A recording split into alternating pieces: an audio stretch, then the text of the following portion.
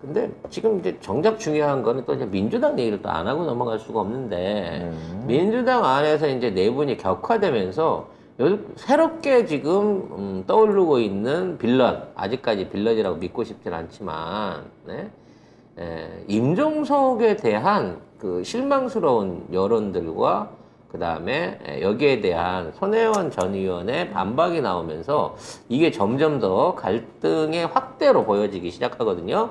지금 이게 민족 정론지라고 할 수 있는 대구방송과 굿모닝 충청 두 가지인데 굿모닝 충청에서 여기에 대한 기사를 유일하게 써냈습니다. 그러니까 저쪽에서는 안 쓰는 기사라는 거죠. 따라서 상당히 이 팩트라든지 영향력이 클 수 있는 기사로 판단이 됩니다. 내용을 한번 자세히 살펴봅시다. 요거는 진짜로 다 읽어봐야 돼요. 네, 맞아요. 일단 손혜원 전 의원이 최근 임종석 전 비서실장이 한 발언이 거짓말이라고 했습니다. 어제 유튜브 손혜원 TV를 통해서 임종석 전 실장이 SBS 인터뷰에서 떠벌린 발언의 문제점을 하나씩 짚었는데요.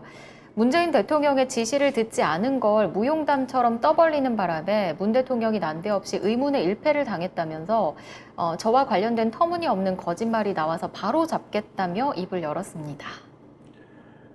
그러니까 뭐 손혜원 전 의원 말에 따르면은 문 대통령의 지시가 아니고 여러 가지들이 임종석 비서실장 당시 그 사람에 의해서 좌지우지 돼버렸고 그 상황에서 피해를 본 사람들이 많았다. 그리고 국정이 그런 식으로 뭐 좌지우지 됐다. 이런 얘기를 많이 한 겁니다. 가장 그 확실하게, 왜냐면 손혜원 의원이니까 확실하게 할 수 있는 얘기가 자기한테 벌어진 일. 그 대선 캠프 구성할 때 손혜원 뭐 당시 의원이 아니었겠죠. 손혜원 전 의원을 홍보본부장으로 하고 정청래 당시도 의원이 아니었어요. 그렇죠. 정청래 전 의원을 SNS 본부장으로 임명하라라고 하는 얘기가 있었는데 이거를 받질 않았다는 거죠. 임종석, 윤영찬이 사상건건 말도 안 되는 꼬투리와 트집을 잡으면서 간섭을 했다. 이렇게 얘기를 했죠. 그래서 대통령이 이 두 사람, 그러니까 손혜원 의원과 정청래 의원하고 이미 약속이 된 사항이니까 그대로 하라라고 얘기를 했는데도 불구하고 끝까지 이걸 안 받아들였다는 거야. 이게 사실은 이제 대선 캠프에서 이 역할을 했고, 만일 그걸 통해 갖고 이제 승리를 할 수 있었다고 치면, 이거는 굉장히 우리 민주당의 핵심 안으로 들어올 수 있는 일종의 기회가 됐기도 했을 거고, 또 이 두 분이 했으면 난 그렇게 잘했을 것 같아. 기존에 했던 것보다 훨씬 더 잘했을 것 같은 생각이 들거든.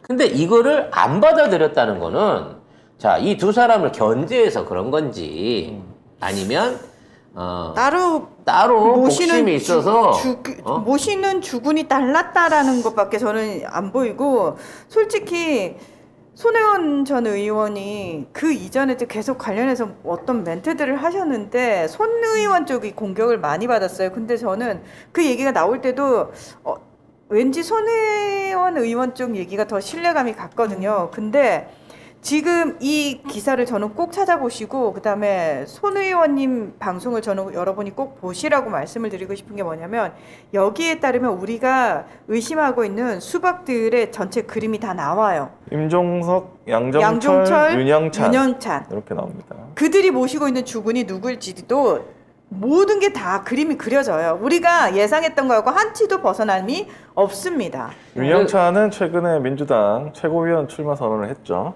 그러니까 결과적으로 임종석이 당시에 선거 캠프 인사와 청와대 인사의 70%를 다 했다라는 얘기가 나온다는 거야. 왜 임종석한테 문재인 대통령이 이만한 권한을 위임을 해줬는지 모르겠지만 그때 청와대에 들어갔던 인물들, 행정관들, 그리고 그 후에 임종석과 함께 뜻을 같이 했던 사람들이 지금은 문재인 대통령의 의중을 배신하고 지금 반 이재명계 사람으로서 활동을 하기 시작했다는 거 아니에요. 그렇죠. 이거는 숨어있던 수박의 발현 같은 느낌이 들어요. 물론 목적은 다를 수 있어요. 왜냐면 이낙연도 자기 집권이 목적인 것처럼 임종석도 차기 대권이 목적일 수 있습니다. 그 뭐 영상에 보면은 자기가 대통령인 줄 아는 것처럼 행동했다 이렇게 얘기를 하더라고요. 네. 임종석이. 물론 이제 본인도 정치적인 야망이 있는 사람일 것이고 누구나 뭐 욕심은 있겠죠. 집권 의욕이 있는 사람이고 그 집권을 위해서 나름대로 문재인 정부 안에서 준비를 많이 차지해 놓은 상황인 거고 뭔가를 갖추고 차기 대권을 생각하고 있는 입장에서 지금 이재명 의원의 부상과 대세론 같은 것들이 임종석한테 매우 심각한 부담일 수 있다는 거야. 그러니까 차기에 내가 나가야 되는데 응? 아니 은퇴하지 않았어요? 이거? 아니 그게 은퇴가 아니라 잠정적으로 떠나 있었죠. 그리고 중요한 시기 때마다 뭐 역할을 하겠다라고 얘기는 했지만 그 역할론에 대한 것들을 열심히 하지도 않았어요. 지난 선거 때도. 사실 지난 선거 임종석이 한 게 뭐 있습니까? 중간에 한번 뭐 윤석열 비난하는 얘기 관련해 갖고 한번 언론을 탄 거 빼놓고는 나는 임종석이 열심히 활동했네라는 얘기를 들어본 적이 없어요. 근데 지금 와가지고 당대표로 이재명 의원을 저격하려고 하는 이유는 차기의 경쟁자로서의 의식을 갖고 지금 딴지거리 하는구나라는 거 말고는 다른 의심이 안 든다는 거야. 근데 진짜 저쪽 수박밭에 있는 애들의 공통점이 있네요. 뭐 여러 가지 공통점이 있겠지만 그 중에 하나가 참 자기 객관화를 못한다. 참 자기 객관화가 안 되는 애들이다. 그래 놓고 그렇죠. 지금 문재인 정권의 인사 참사의 문제가 자기하고 연관 없는 듯이 얘기를 하고 있단 말이야. 결과적으로 내가 다 했어 그래 놓고 결과가 나쁜 데 대해서는 내가 책임이 없어, 나는 책임이 없어 요러고 빠져나간다는 거지. 왜 다 잘한 거는 너하고 무조건 관련이 있고 잘못한 건 너하고 관련이 1도 없냐? 지루를 아니면 지금 이상하게 말을 하고 있거든요. 그러니까 임종석이 이제 자기가 문 대통령 지시를 어기고 뭔가를 했다라는 거잖아요.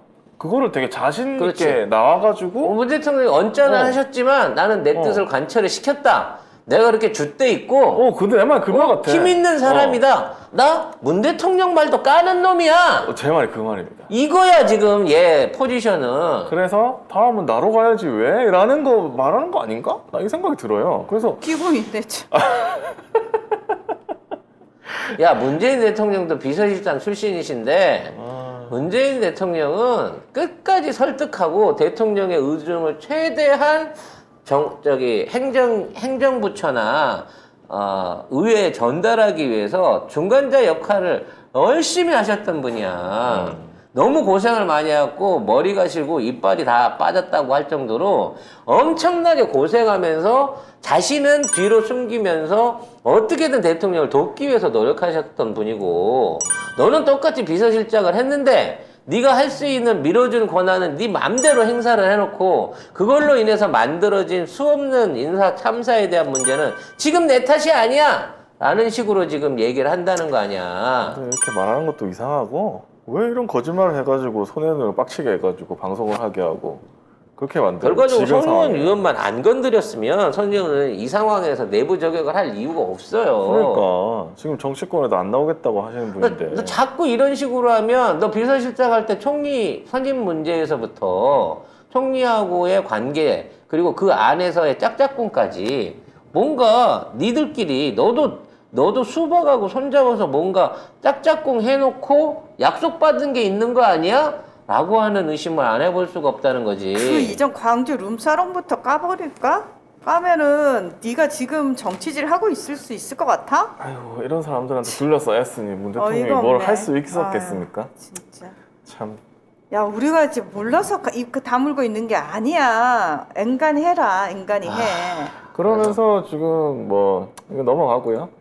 자, 임종석에 대한 부분은 아직까지 판단은 유보하겠습니다만 이와 같은 발언은 현재 민주당 개혁을 위해 하나도 도움이 안 됩니다. 도움이 안 됩니다. 네. 지금 당장에 이따위 소리를 할 거면 너도 출마를 해. 네가 정치 재개 선언을 하고 어떠한 방식으로 정치를 하겠다고 입장을 밝히라고. 뒤에 숨어가지고 전쟁에는 참여도 안 하면서 괜히 뒤에서 돌 던지고 뒤통수에서 욕하고 딴지 걸고 이거 뭐 하는 짓이냐고. 그러니까 이때 그 손혜원 의원이 지금 영상을 보니까 자기가 여기 보니까 의원들 중에 586이 너무 많다. 뭐 그런 얘기를 많이 했나 봐요. 그래서 서로 너무 친하고 막 누나라고 하고 막 형이라고 하고 이래서 이거는 좀 문제가 있는 거 아닌가? 이러고 계속 얘기를 하고 다녔대요. 근데 이 586의 이제 또 수장이라고 할 수 있는 임종석이 가만히 있을 수가 없었겠죠. 앞다르고 뒤다르고 참. 네.